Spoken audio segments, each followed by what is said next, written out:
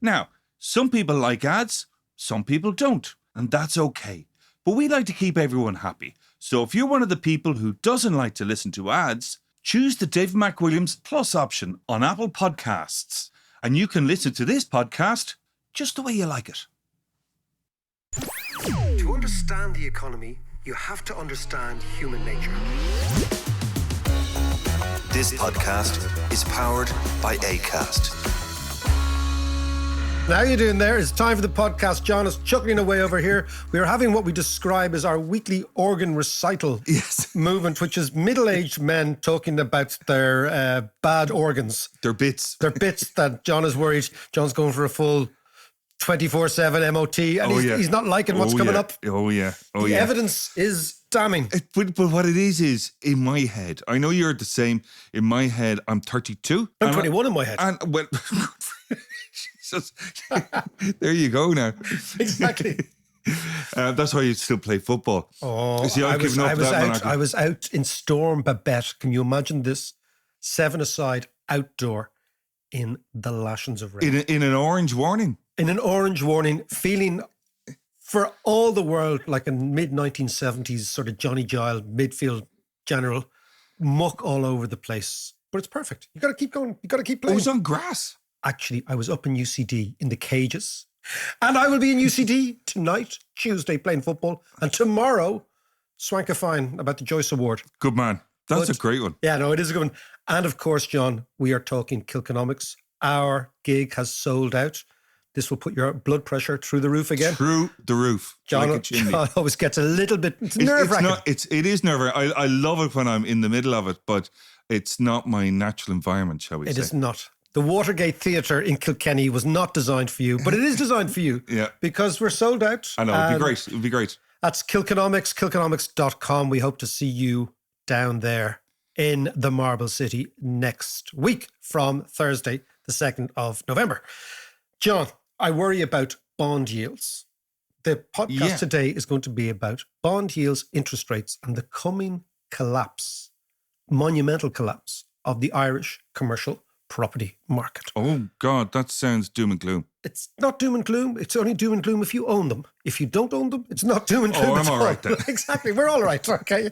If you own a big building in the centre of Dublin, you should be worried. Yeah. If you don't own a big building and you rent, or you're a company looking for an office, then this is all good. Well, it seems you mentioned Storm Babette there that we've just endured over the last few days. I have to say, I felt so incredibly sorry for the people of Middleton, and particularly down in East Cork, who were completely and utterly washed out. Like all the main street and all the buildings and the businesses and all the rest.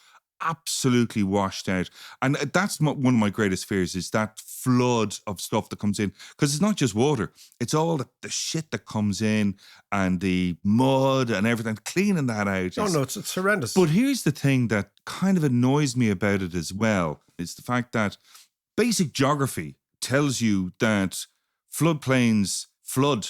And should not be built on. There should not be concrete on floodplains. Exactly. Yeah. And this is to do with planning, John. This is all to do with planning. Exactly it's all to do with planning. And I'm not saying this is the case in Middleton, but what you have is the brown envelope culture that we're going to talk a little bit about in commercial property as well, where areas that should not be built on happen to be built on. And you think, why is this? It's because zoning zones areas that shouldn't be zoned. And why would you do that? Why would you, the cui bono, who benefits? Why would you do that? Yeah. You might do that because somebody influences you to do that or suggests that you should do that. Yeah. And I think for example, during the Celtic Tiger era, so many estates were built on floodplains. And those estates could only have been given planning by corrupt planning. Only.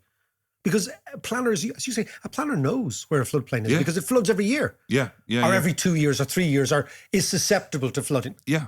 Yeah. I mean, the clue's in the name. It's a floodplain. It's a floodplain, exactly. But, and if you are going to build on floodplains, well, then you build the protection for, build up those levees you know, and hope that Storm Katrina doesn't come in like in New Orleans. In New Orleans, please. New Orleans. In New Orleans. Yeah. Speaking of... And when the levee breaks... Well, the levee break, and then just a quick story about Middleton. Middleton is the ancestral home of William Penn, the man who gave his name to Pennsylvania. These are New Orleans of Pennsylvania, all these first states, you know, all these people came from around there. But it's off of, if you're not from Ireland, Middleton is a pretty town in East Cork and has been it's a gorgeous place. It's also the home of Jameson Brewery. There's a very fine Jameson Brewery there, and I know it because I've done a gig down there. And if you ever want to go down there, it's a very, very fine town. All sorts of very good artisanal products and local agriculture, and you've got a brewery.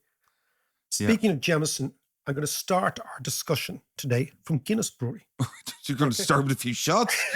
a few small little redbreasts in the morning to kick us off. Teacher there. A little, just to get everything going. No, I want to talk about a walk I went on from Guinness Brewery to the end of the Liffey at Ringsend, all the way down.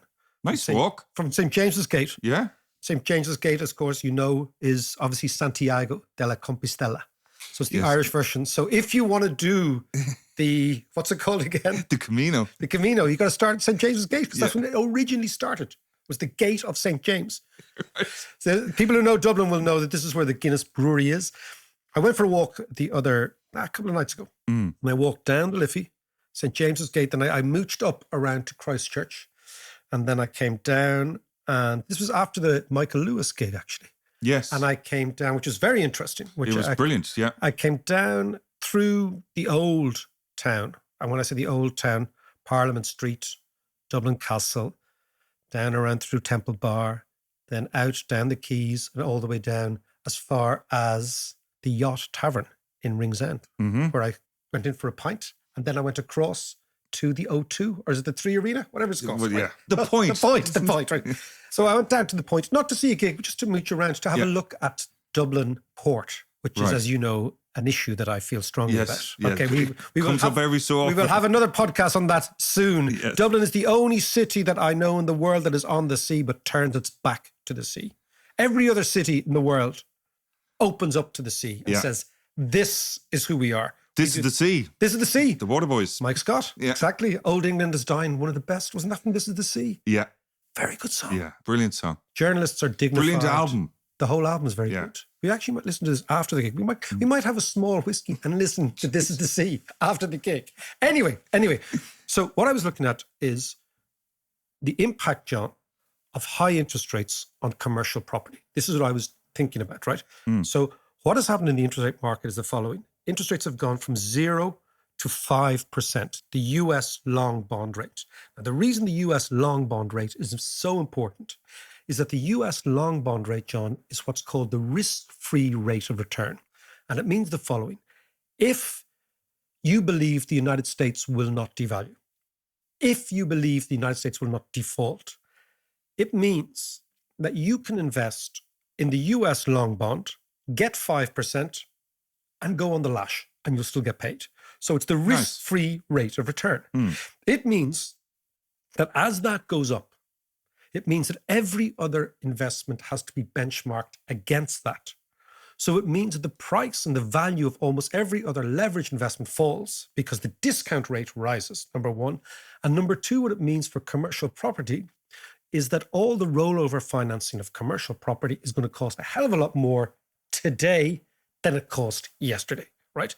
All this goes into the mix to change the fundamental mathematics of commercial property. So that, I was contemplating that as I was walking through. Interesting. But what I was also, other people think of, exactly, where I'm going for dinner. Go down, no, look at the birds, look at the architecture. And Yeah. I'm talking the long bond rate, you're talking about the architecture. But the architecture comes into the story, Okay, right? good. So Dublin has 3 phases of commercial property. It has what I call the Georgian stroke Victorian phase, right? So they're the Georgian stroke Victorian buildings on the quays, in the old part of the city around Dublin Castle, all the squares, okay? And they are commercial property. They're kind of inhabited by, small scale lawyers and accountants and media companies, market companies, okay? Yeah. Now, it's the character of Dublin. It's the character of Dublin. I happen to believe that they should be converted into houses, but that's a different podcast, right? Okay. Because they are dead at night. So they're 9 to 5 places. True, yeah. But I was walking by and I was looking at them. I was thinking, okay, that's fine. So that's the first phase of Irish commercial development. They were homes, they were converted into commercial, and lots of people have their small offices. And they're usually typically small offices in those places, right? Yeah. All around town. And then I was looking at the second phase, which is the sort of the monstrosity phase. This is the sort of the former Hawkins House buildings, all these ugly buildings, right? Yeah. So that in the 1960s, this is what I would call the corruption phase of Ireland, right? The crony phase. There were a gang in Ireland called the Men in the Mohair Suits, of which Charlie Haughey, our former Prime Minister stroke Taoiseach, was the leading light of this, right? These people tore down lots of Georgian Dublin. And in its stead, they erected these brutalist, that can only be described as brutalist 1960s purpose-built office blocks.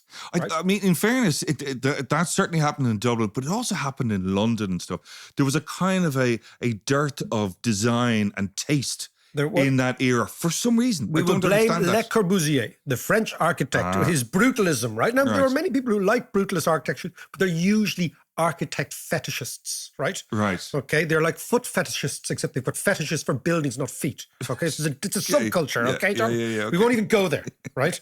But I was looking at these buildings. There's one down on Georgia Street, a really brutal one. There's one in the back. Anyway, doesn't matter. Those buildings were the second phase, the second historical phase. And they were built in the 60s and 70s, right? And they were built by a crony building class. And think about what happened, right? They tore down old Georgian Dublin. They built these brutalist buildings. Who rented these buildings? The semi-states, right? Right. The Department of Agriculture, Department of Revenue, the Department now. Now think about what was going on. We talk about cronyism. What was going on, obviously, was the local corrupt politicians, right? Talked to the developers, said to the developers, you go ahead, give us a backhander, and we will ensure that you get a semi-state lease, right? So you Which get is a like government forever. lease. Forever, exactly, and can't default on you. So implicit there was the corruption in Ireland, right? And it was all done by the men in the mohair suits who used to drink in the Shelburne bar. This is going back to the 70s, right? And who else inhabited those big buildings where they tore down Dublin's Georgian architecture, put up the brutalist things? Semi-states and the large banks. Right. And what were the large banks doing? They were financing the deal.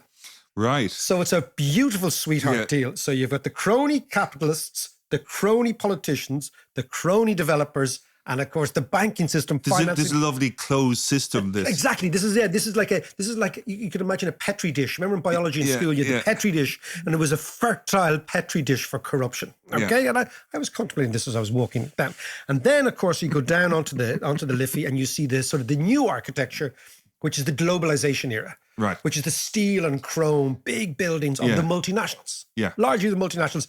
And a couple of local lawyer offices I've noticed who I would describe as having atrium envy. Have you noticed they love an atrium? You see these big buildings, right? You go in and there's some beautiful buildings there. These big, there are, some of them are very big, big, but they are very beautiful. There's these kind of massive big atriums. And I think in the West Lower, there's atrium envy, right? Okay. I think that all these guys from all the big law firms and accounting firms or whatever, they go along, have you seen my new building, right? Have you seen my new building that we're in? This check out the building on that. Yeah, check. Exactly. And it's like, have you seen my atrium? So you have to have a huge echoey atrium, which betokens power. It's like a citadel of power, right? Yeah. And if it's good enough for the multinationals, our local lawyers and accountants have to do the same thing, right? So that's the third phase, right? Yeah. So it's all together. And as I alighted from the Liffey over the canal bridge there at the basin, which is a little bit stinky, and it was ebb tide, and we know what Dublin at ebb tide is like. Yeah. It's, if you want to find that missing Tesco's shopping trolley, I'll tell you where it is. Part of the character, though, is that. It's exactly. It's Tesco shopping trolleys, lots of traffic cones, stuck in the mud in Ringsend. Then I go into the yacht for a pint, and then I go off, right? But what I was discussing in my own head, because as you know, my head is usually a multilingual, multi-ethnic conversation inside my own gown, right, was the end of Dublin commercial property. Because we have built, just look at the amount of cranes in the city. We have built and built and built and built. Now, commercial property usually rises if the following 5 things are in place, if interest rates are falling, if vacancy rates are low, if demand is high, if the existing supply is low, and if the price is low, right? Okay. So you put those all 5 things together and you say, okay, commercial property should be fine. Every single one of those indicators in Ireland, John, is pointing the opposite way. This is the problem. Right. But So this is new. this is new. This is absolutely new. And it's a function of mass building of offices rather than residential in the city, in all our cities, over the last couple of years. Well, actually, the last decade. Since the last property crash. But actually, hold on a sec. Can I just ask you then, as a general rule, is the return on commercial property much greater than the return on residential property for a developer or builder? For a builder, it's much easier. And for an owner, it's much easier because you tend to only have one tenant or two tenants. Okay, yeah, right? that makes sense, yeah. Number one. Yeah. Number two, if you can orchestrate a market and manipulate a market, it makes much more sense. And number three, there's been a change in the type of owner in the last couple of years. So in the past, it was a builder developer, came in, borrowed from a bank, built the thing, rented it out. If they were lucky with a sweetheart deal with a semi-state company or a quasi-public state company, and they sat in it, right? Yeah. Now what you've had is the financialization of property, which is that large funds, pension funds, your friends, the vulture funds, but they're out of the market completely now, right? But other property funds have come in. And what they can do is they can put together big portfolios of commercial property, and then they can manage the yield, is what they call it. So they borrow heavily to create this vehicle. This vehicle buys all the commercial property and they give a rate of return to investors. And it's actually, what it does is it increases the scale of what you can do. So commercial property is all about scale. And because it's about scale, the bond yield matters even more because it's basically a spreadsheet play, right? It's some guy with a spreadsheet saying, if we borrow at 2% and if our yield is 5%, then we get a profit of 3%. That profit of 3% on one building is great. Imagine on 100 buildings, then you're suddenly talking big bananas. Yeah. You're talking big, big money.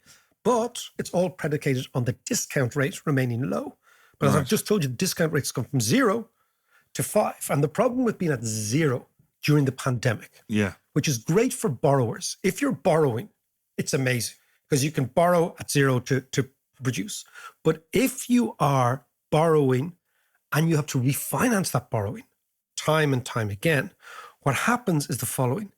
The discount rate at 0 means that there is no financial model. It's all guesswork, right? It's entirely guesswork because you've no way of discounting what the real value is because the rate of interest is 0. Right. It's only when the rate of interest is positive that you can actually create real spreadsheet models of valuation. So you're basically just punting. And the longer the interest rate is 0, the more likely you are to get what economists call malinvestment, which has nothing to do with Malcolm or anything like that. It's bad investments, right? And it comes from the following, right? That when interest rates are 0, people make investments in things that they wouldn't otherwise do if interest rates were positive, right? And what has happened... Because it's free money. Because it's free money. Yeah. So when money is free, you don't concentrate so much on anything. And what happens then is the investments that are undertaken when money is free tend typically to look really stupid when money becomes expensive. And money is becoming expensive. So that's the first thing. Yeah.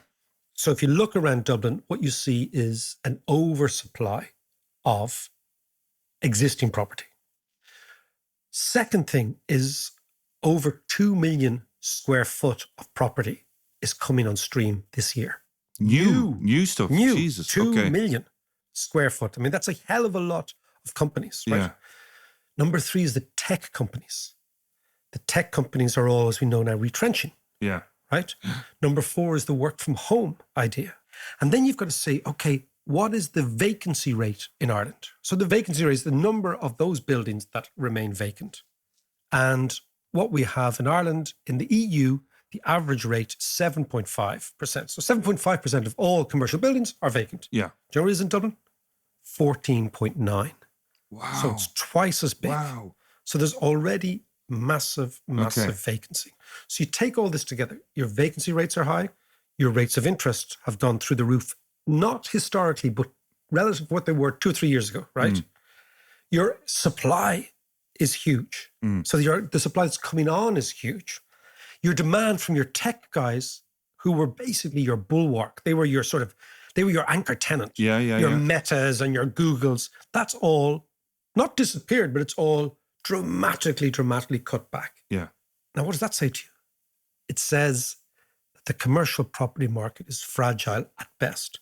And then you look at what the actual local players are doing.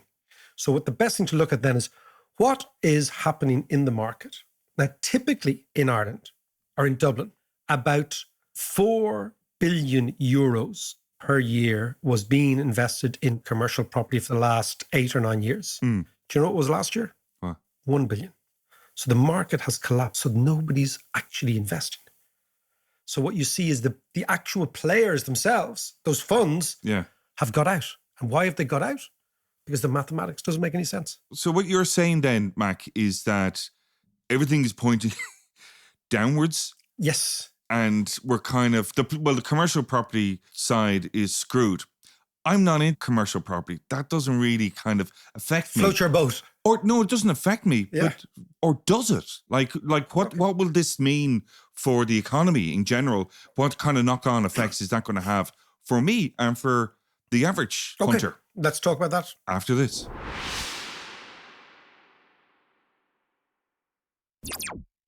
Okay, Mac, commercial property is in trouble and that whole sector is in trouble. Yeah. How is that going to affect us and what is it going to do to the economy as a whole, but then also to, punters like me? It's great. It's great. Yeah, it's great. Okay, so... What? Yeah, it's absolutely great. No, it's absolutely great. So commercial property is owned by a small minority of people, right? Fine. Goes up, goes down, their problem, right? Some of them get very rich and have got very rich over the past. Yeah. We're talking a small minority of people. But it does have a knock-on effect, though, surely. First knock-on effect is through rents. If commercial property prices fall, and I just want to give you, Dublin rents are amongst the highest in Europe. They're 700 euros per square metre, right? Incredibly high. Yeah. If commercial property falls, rents fall. Rents falling is good for everybody because rents are only the income of the rentier class. I always talk about the rentier class. So the rentier class produces nothing except they take and extract rents from the economy. The thing about a building is a building has never created any innovation, any products, any sustainable wages after it's built, right? All it is rent captured by the landlord or the owner or the pension fund, okay? So they lose money. So what? Well, my pension fund... This is, again, the great things. They always say, so it's your pension is going to... Yeah. Your pension fund, if your pension fund loses money on property, that's the risk you take. Right.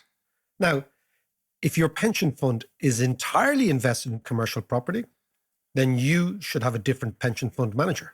Right. Because a pension fund manager is all about spreading risk around various different assets. Okay. Right? Okay. If you have one that has actually run up this cul-de-sac, then you should have a different pension fund manager. Because a pension fund manager's idea is a little bit of property, a little bit of bonds, a little bit of stocks, a little bit of cash, and you manipulate the whole thing and you reduce the risk to you, John Davis, so that you can go for a pint with me at McKenna's and not be worrying about these things. I need to get a pension first, I think. Okay, we get a collective podcast pension, okay? And we leverage up the bejesus out of it, okay? We'll do a Sam Bankman-Fried on it. Yeah, exactly. We'll set up our own trading company, okay? Or a little sort of exchange, right? Yeah. Trading, I don't know, memorabilia, podcast memorabilia. And then we'll have our own little podcast hedge fund, right? Yeah. And we'll take customers' money and we'll use it in the hedge fund, and then we'll claim we didn't know anything about it. Okay? But we're just telling everybody. Perfect. I'm just writing this down as we speak. The problem is there's some evidence. It's called podcast number 400, where they laid out their mendacious, devious strategy to control the world. Anyway, back to our situation, right? Rents go down. Property prices go down. These are all really good things for a city. In a city like Dublin, where arguably there's not enough residential, there is a conversion opportunity. Well, I was going to ask you about that. I mean, neither one of us are builders or architects, so I don't know how difficult it is. But one thing I do know is that it's cheaper to convert a building that's already standing with the foundations and the the plumbing and the electricity, surely that's cheaper to convert rather than starting from scratch and build a block of flats. I don't know. But again, this is where the tax system comes in. Tax system is an amazingly adroit instrument for changing people's behavior. So the entire Dublin Quays, the entire Temple Bar, all those areas, there are pluses and minuses, but they were all built on tax breaks. So when I, years ago, bought a flat in Parliament Street, years and years and years ago, there were no residents in Parliament Street. None. Can you imagine that, right? And of course, it was tax efficient. So you bought the old building, somebody bought the old building, and then there were tax breaks. So it actually evened the whole thing out. And that created the regeneration of Dublin about 30 years ago. Do the same thing. Say, okay, to big developer who has a commercial property that isn't being rented, who's looking bankruptcy in the eyes, say, look, here's a deal. If you convert this, we will give you a tax break to do so. Or we will, and after that you incentivize proper behavior. So it can all be done. Like relative prices can be manipulated by taxes. This is what you do if you're an economist. You should do if you're an economist. So yes, I think it's probably much more expensive to convert, but it's made less expensive if you give tax breaks, which is what we did 30 years ago. And they were very effective in regenerating big parts of Dublin City. So you're absolutely right. Like if the absence of residential is the problem in a city like Dublin or London or San Francisco or New York, give them an incentive to put resi in and change the whole thing. So that's one thing. Yeah. Second thing is... That seems like the bleeding obvious, by the way. Doesn't it? Doesn't it just? Yeah. Second thing is falling property prices take out of the economy that huge part of investment that goes into what I call dead investment, which is property, and frees up the banking system to make money available into other areas, which actually make money, make new products, are innovative, all that sort of stuff. So that's a good thing. I think the third thing is for the overall feel of the city. If you talk to our kids, they'll say, you know, Dad, Dublin's great, but there's nowhere to go out. Yeah. Dublin's great. There's no clubs. There's no places to gig. There's no places for speakeasies. There's no late night places. Why? Because everything has been priced out by property prices, commercial property. Yeah. So a city that actually, when prices fall back, creates its own sort of flourishing ecosystem where you can have venues that are not necessarily always being benchmarked. So if you're a landlord, say, oh, I could have this venue as a small pub or a bar or a club or whatever. But you know what? It would be far more profitable for me to put it on the market and sell it to an investment fund to build offices for lawyers. Yeah. You reverse that and you put the soul and the life back into the city. So there's a natural tendency for an organic change in the way the city is. So all these things are good. And I also think on the more macro view in Ireland, what you hear all the time is we can't build houses because we don't have enough builders. We can't build houses because we don't have enough machinery. We can't build houses because our capacity is maxed out. Why is it maxed out? Because we're building too many bloody offices. So you build less offices, it frees up capacity in the building and construction industry to build other stuff. So I think this is a very positive. So, however, because landowners are so powerful, they will be leaning on the government and budgets and all this to try and keep the whole edifice strengthened and keep the whole edifice structured and keep the whole edifice together. That's what I think is going to happen. But it's interesting that, like, during COVID, and we've spoken about this quite a bit, during COVID, there was the working from home and remote working and all that kind of stuff. So, and the good thing about that was it kind of, for some, it eased some of the housing pressure because people could go out into rural areas. Yeah, and work from home, work from there. Work from home. So it was much cheaper and back home with the family and all that kinds of, that's either good or bad much. How's your back home with the family? But now an awful lot of companies are bringing people back in to the city, to the office, to work. Yeah. Which on one hand, I completely understand. But you know what this is, John? This is companies coming under pressure from landlords to fill the place. Right. This is what I think is going on. Yeah. But I think on the other, I mean, we can argue this and you know, we can talk about company culture and all that kind of stuff. But what it is doing from a property perspective is putting more pressure on the residential because people have to come back to the city and find somewhere to live that's relatively close to where they're working, so they're not spending half the day commuting. You're absolutely right. Now, I think, let's imagine we're two Martians. Mm-hmm. Okay, with little yolks sticking out of our heads, right? Yeah. And we arrive down and we behold this allegedly very intelligent civilization called human beings who've done all sorts of amazing things. And then something strikes us, which is the following, which is a thing called commuting. Mm.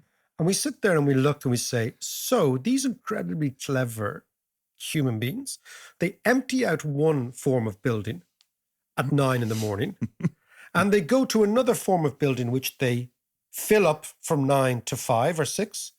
They then empty that one out from 6 to 6 in the morning, and they commute back to the other building. Yeah. And in doing this, these incredibly intelligent creatures put themselves under enormous misery, put themselves under enormous stress, create a culture where they all seem to get jammed into buses and cars at a certain time. Yeah.